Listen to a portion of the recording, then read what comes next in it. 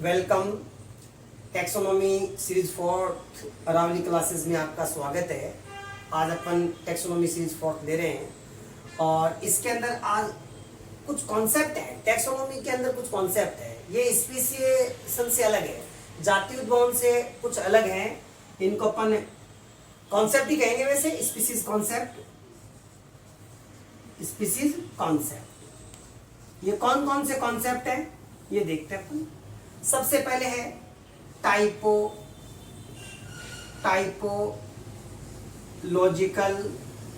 Species concept.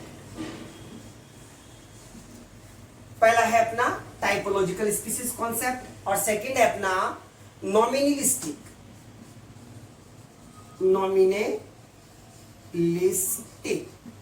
Species concept. इसके बाद में अपना थर्ड आ रहा है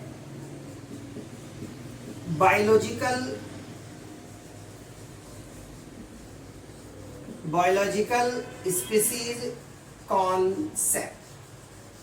बायोलॉजिकल स्पीसीज कॉन्सेप्ट तो आज अपन देख रहे हैं इसको। टाइपोलॉजिकल स्पीसीज कॉन्सेप्ट अपना, नॉमिनलिस्टिक स्पीसीज कॉन्सेप्ट है और बायोलॉजिकल स्पीसीज कॉन्सेप्ट है। तो सबसे पहले लेते हैं अपन typological species concept. Typological types का मतलब क्या है यहाँ पर, इसी को अपन मॉर्फोलॉजिकल स्पीसीज कॉन्सेप्ट भी कर सकते हैं। मॉर्फोलॉजिकल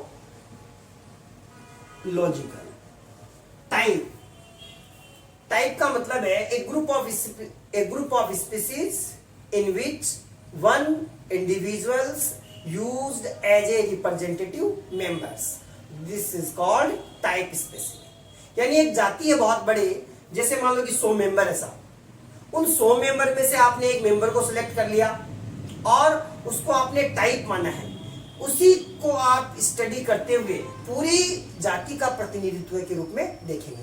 जैसे मान लो आपके पास में 100 लोग हैं, 100 लोग हैं, उसमें रोहन मोहन सोहन बहुत सारे हैं। आपने एक आदमी को ले लिया और उसकी स्टडी की, इसके ये कान है, आंख है, नाक है, ये सब आप देख रहे हैं। तो मतलब कहने का मतलब है कि बाकी जो रिमेनिंग 99 है, भाई आपने तो सोहन को लिया है, एक ये ले लिया, 99 और है। अब इस 99 में मोहन सोहन रोहन जो भी हैं सारे हैं, लेकिन आपने इसको सिलेक्ट कर लिया और इसकी अपनी स्टडी की, आंख नाक कान हैबिट्स जितनी भी चीजें हैं सबकी। तो अपन ये मानेंगे कि फंडामेंटली 99 भी इसी के समान है। इसको कहते हैं अपन टाइप स्पेसिमेन। क्या कहते हैं जी इसको अपन? Type specimen. टाइप स्पेसिमेन कहते हैं कि एक प्रकार से इस पूरी जाति का प्रतिनिधित्व करने वाला ये मेंबर है, रिप्रेजेंटेटिव मेंबर है। जैसे आप जंगल में गए साहब, आपने बहुत सारी बटरफ्लाईज देखी और जो सेम दिखने वाली बटरफ्लाईज है उनमें से एक बटरफ्लाईज को आपने ले ली और फिर उस बटरफ्लाईज का आपने स्टडी की, उसका कलर कैसा है, माउथ पार्ट्स कैसे हैं, किस प्रकार से उसका नेचुरल सिस्टम में किस प्रकार से वो एडेप्ट होती है, ये सब। तो उसको अपन कहते हैं टाइप स्पेसिमेन। उसी के बेस पर कॉन्सेप्ट बनाया गया टाइपोलॉजिकल स्पीसीज कॉन्सेप्ट। मॉर्फोलॉजी मतलब this concept is based on morphology, यानी ये जो कॉन्सेप्ट है इसका आधार क्या है। एग्जाम में क्वेश्चन आ जाए टाइपोलॉजिकल स्पीसीज कॉन्सेप्ट का बेस्ड क्या है, इसका आधार क्या है, इसको किस आधार पे बनाते हैं। जैसे देखेंगे भाई साहब रंग कैसा है, कलर देखेंगे, कलर कैसा है। कलर के बाद में उसकी शेप देखेंगे, शेप, उसकी आकृति कैसी है, उसकी साइज कैसी है, साइज आकृति कितनी बड़ी है, साइज। तो मॉर्फोलॉजी पे बेस्ड है, यानी टाइपोलॉजिकल स्पीसीज कॉन्सेप्ट है वो मॉर्फोलॉजिकल होता है, जो कलर शेप और साइज पर निर्भर करता है। अब देखिएगा आप इसमें, अब अगर अपन इस कॉन्सेप्ट को अगर अपन ट्रू माने कि स्पीसीज कॉन्सेप्ट में टाइपोलॉजिकल स्पीसीज कॉन्सेप्ट है वो ट्रू है, सही है, बिल्कुल कोई कमी नहीं है इसमें, तो इसके कुछ एक्सेप्शन है। एक्सेप्शन अपवाद ऐसा कि सभी जगह इन ईच केस, सभी केस में टाइपोलॉजिकल स्पीसीज कॉन्सेप्ट है वो सही नहीं होता है, गलत होता है, सभी केस में सही नहीं हो सकता। जैसे सबसे पहले लेते हैं अपन सिबलिंग स्पीसीज। क्या लेंगे अपन? Sibling species. अब सिबलिंग का मतलब क्या है? सिबलिंग स्पीसीज का मतलब क्या होता है? सिबलिंग स्पीसीज किसे कहेंगे? एक एनवायरमेंट में रहने के कारण, ये हैबिटाट है, हैबिटाट, इस हैबिटाट में रहने के कारण आपको पता है कि जो अलग अलग जातियां हैं, अलग अलग स्पीसीज है, वो भी सेम दिखने लग जाती हैं। जातियां नहीं, अलग अलग जीनस भी कई बार, जैसे मान लो अगर अपन वाटर की बात करें, व्हेल और फिश, जनरली फिश, आपको पता है व्हेल क्या है? मैमल्स है साहब। क्या है? मैमल्स। व्हेल क्या है? मैमल्स, स्तनधारी, अपने बच्चों को दूध पिलाता है व्हेल। और फिश क्या है? ट्रू फिश है, फिश तो फिश है। लेकिन एक एनवायरमेंट में रहने के कारण इनकी मॉर्फोलॉजी क्या हो जाती है? सेम हो जाती है। मैं मछली की तरह दिख रहा है, साइज तो नहीं होगी लेकिन दिखेगी मछली की जैसी। तो क्या ये एक ही जाति के मेंबर है क्या? नहीं है, बिल्कुल नहीं हो सकते, बहुत दूर दूर है। एक हैबिटाट में रहने के कारण अलग अलग जातियों की मॉर्फोलॉजी सेम हो जाती है। इसके अलावा अपन एग्जैक्ट आंसर लेते हैं, ड्रोसोफिला। ड्रोसोफिला, ड्रोसोफिला की कई, ये ड्रोसोफिला तो जीनस है, ध्यान रखना, जीनस है, वंश, फल मक्खी का जीनस है। बहुत सारी इसकी जातियां हैं। ये तो जीनस है, जैसे होमो, होमोसेपियंस, होमो के अंदर होमो इरेक्टस, होमोसेपियंस डेसिपर हो गए अपने से पहले, लेकिन वो जीनस है अपना होमो।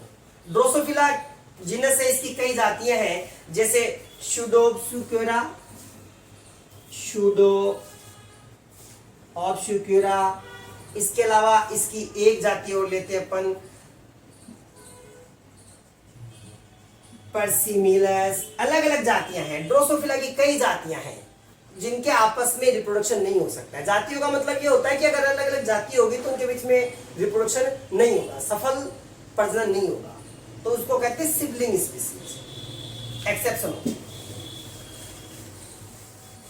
इसके बाद में अपन ले रहे हैं नेक्स्ट, पहला हो गया सिबलिंग स्पीसीज। सिबलिंग स्पीसीज के बाद में नेक्स्ट ले रहे हैं अपन पीडोजिनेसिस।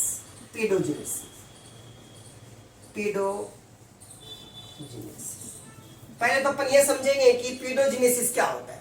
हिंदी में कहते हैं इसको सवकी जनन। क्या कहेंगे साहब? सवकी जनन। सवकी जनन का मतलब है कि एक एम्बाइस्टोमा उभयचर है,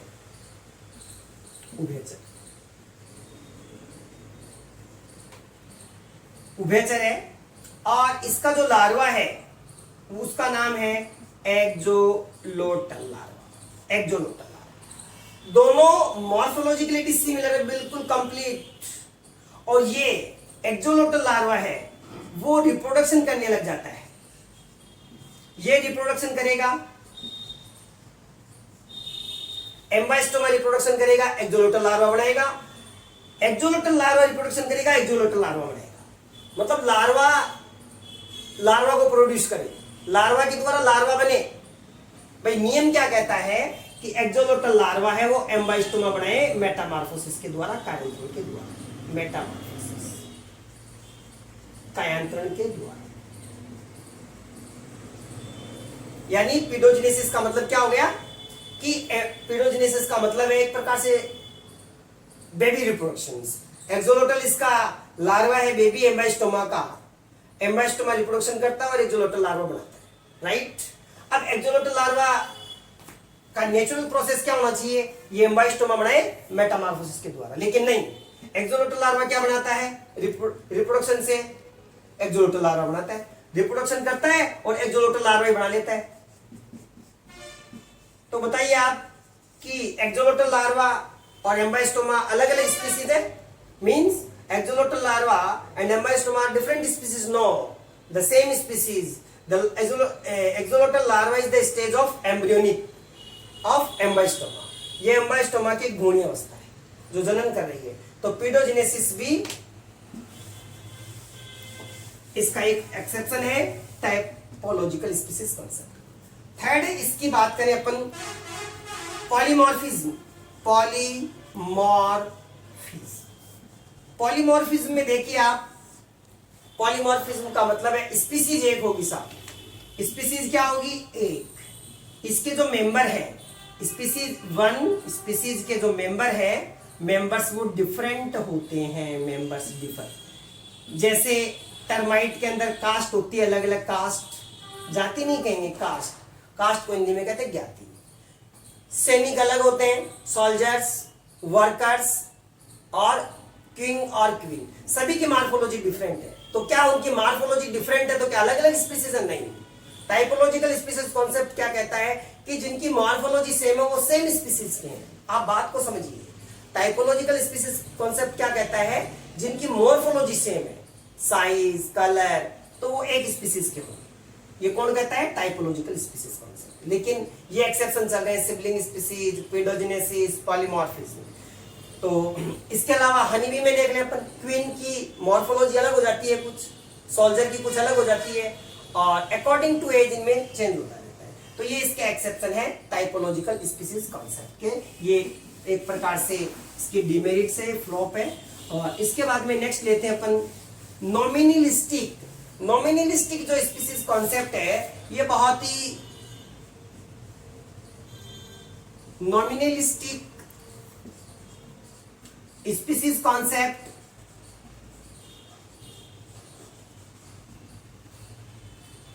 this concept is only creation of botanist।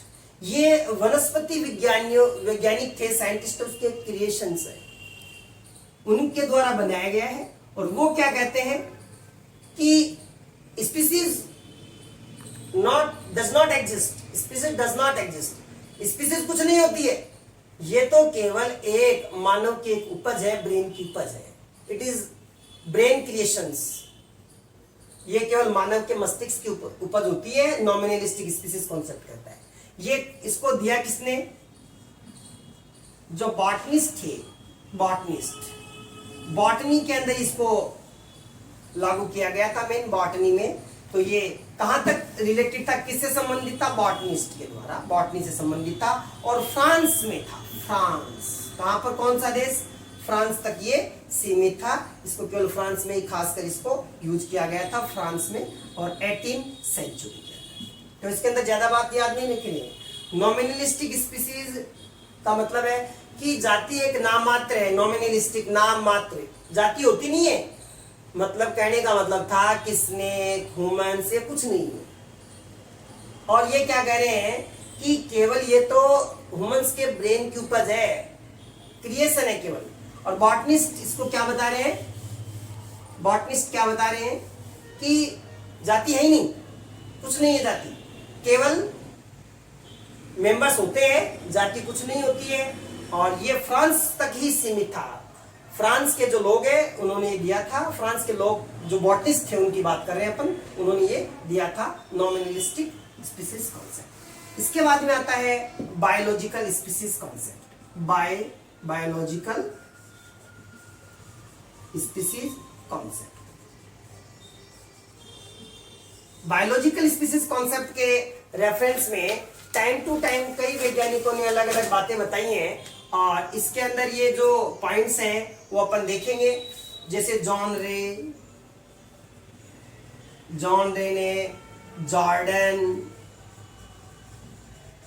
और इसके अंदर बाद में आता है मायर ने बायोलॉजिकल स्पीसीज कॉन्सेप्ट में कई साइंटिस्ट का नाम आता है बायोलॉजिकल स्पीसीज कॉन्सेप्ट। ये बायोलॉजिकल स्पीसीज कॉन्सेप्ट क्या कहता है? इसका जो बेसिक जो थीम है वो मैं बता रहा हूं आपको, उस पर फोकस कीजिएगा। डिटेल तो बहुत ज्यादा है लेकिन आप मेन जो थीम है उस पर फोकस कीजिए। वन स्पीसीज है, वन स्पीसीज, एक जाति है साहब। इस जाति से ऑफ स्प्रिंग बनेगी, ऑफ स्प्रिंग संतान बनेगी। और ये जो संतान है वो फिर रिप्रोडक्शन करने में सक्षम है। तो इसको कहते हैं अपन, ये स्पीसीज के जितने भी मेंबर्स हैं, वन स्पीसीज है, इसके अंदर मान लो 100 मेंबर्स हैं। अगर इन 100 मेंबर आपस में रैंडम मतलब फिक्स नहीं है, कैसे भी करें चाहे, मेल और फीमेल है, इसमें मेल प्लस फीमेल है, और इनके बीच में रिप्रोडक्शन होता है और ऑफ स्प्रिंग बनती है, और ऑफ स्प्रिंग भी आगे फर्दर रिप्रोडक्शन कर सकती है। तो ऐसा जो कॉन्सेप्ट है वो क्या कर रहा है, बायोलॉजिकल स्पीसीज कॉन्सेप्ट, मतलब ये इंटरब्रीडिंग पर बेस्ड है। इंटरब्रीडिंग पर बेस्ड है, पहली बात। और कहने का मतलब ये स्पीसीज ए स्पीसीज है, ए स्पीसीज, दूसरी स्पीसीज है बी स्पीसीज है। तो ए स्पीसीज और बी स्पीसीज के बीच में रिप्रोडक्शन नहीं होगा, ये रिप्रोडक्टिव आइसोलेटेड होते हैं। क्या होते हैं जी, रिप्रोडक्टिवली आइसोलेटेड, यानी ये रिप्रोडक्टिव आइसोलेटेड होते हैं। कहने का मतलब है बायोलॉजिकल स्पीसीज कॉन्सेप्ट ये कहता है कि एक जाति के जो सदस्य हैं वो दूसरी जाति के सदस्यों के साथ में रिप्रोडक्शन नहीं दर्शाएंगे, यानी ए स्पीसीज के जो मेंबर हैं वो बी स्पीसीज के साथ में रिप्रोडक्शन नहीं दर्शाएंगे। और अगर रिप्रोडक्शन हो भी गया, जैसे म्यूल के केस में, रेक्टपन खच्चर के केस में आप कहेंगे कि भाई डंकी में और हॉर्स में रिप्रोडक्शन करवाते हैं, म्यूल बनता है साहब। लेकिन म्यूल बन तो गया, लेकिन म्यूल आगे क्या नहीं कर सकता, जनन नहीं कर सकता। ये स्ट्राइल होता है, बंदे, इसमें जनन की क्षमता नहीं है। तो कहने का मतलब रिजल्ट यही आ गया ना कि एक स्पीसीज के मेंबर आपस में रिप्रोडक्शन करेंगे, संतान बनाएंगे, और वो संतान आगे रिप्रोडक्शन कर सकेगी। लेकिन अलग अलग स्पीसीज हैं, ए स्पीसीज और बी स्पीसीज, ये आपस में रिप्रोडक्शन करके संतान नहीं बना सकते, यानी रिप्रोडक्टिव आइसोलेटेड होते हैं। आइसोलेटेड का मतलब है कि एक जाति के सदस्य दूसरी जाति से जनन के पॉइंट ऑफ व्यू से पृथक होते हैं, उनका जनन है वो सफल नहीं हो सकता। देखो किया हाइब्रिडाइजेशन किया, संकरण किया, डंकी और हॉर्स के बीच में, गधे और घोड़े के बीच के अंदर रिप्रोडक्शन कराया, खच्चर पैदा हो गया, म्यूल बन गया। लेकिन म्यूल जो खच्चर है वो आगे रिप्रोडक्शन नहीं कर सकता, फेल हो गया ना। ये कौन कहता है, बायोलॉजिकल स्पीसीज कॉन्सेप्ट कहता है कि मींस अलग अलग जातियां हैं, अगर उनके बीच में आप रिप्रोडक्शन कराओगे तो रिप्रोडक्शन सफल नहीं होगा। तो आज के इस सेशन में इतना ही। चैनल को सपोर्ट करते रहिए। Thank you.